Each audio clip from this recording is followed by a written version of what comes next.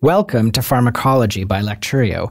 I'm Dr. Praveen J. Shukla, and we're going to be talking about heart failure management and angina management. Let's take a look at this diagram. Angina literally means pain in the chest. Typical symptoms of angina are caused by narrowing of blood vessels. Be very aware that angina doesn't necessarily mean that the blood vessel is completely blocked off. It just means that the blood flow is restricted through a process of atherosclerosis. Heart failure is when the heart is not pumping enough blood to do its job. You can have diastolic heart failure and systolic heart failure. Diastolic heart failure is the first stage of generalized heart failure. What people don't realize about heart failure and how the heart works is that the energy-consuming cycle of the heart is actually when it opens up. That's a hard concept to understand. I want you to think about a bow and arrow.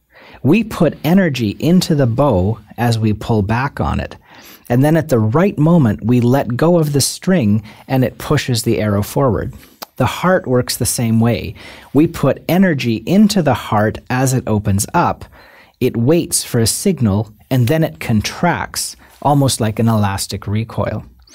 Diastolic dysfunction means that we don't have enough strength to open up the arrow either quickly enough or enough in terms of volume. Angina specifically is a reduced blood flow because of narrowing of the blood vessels of the heart. We put these two diseases together because the treatment of both conditions often overlap. Let's start with drugs used in angina. Angina can be treated with vasodilators.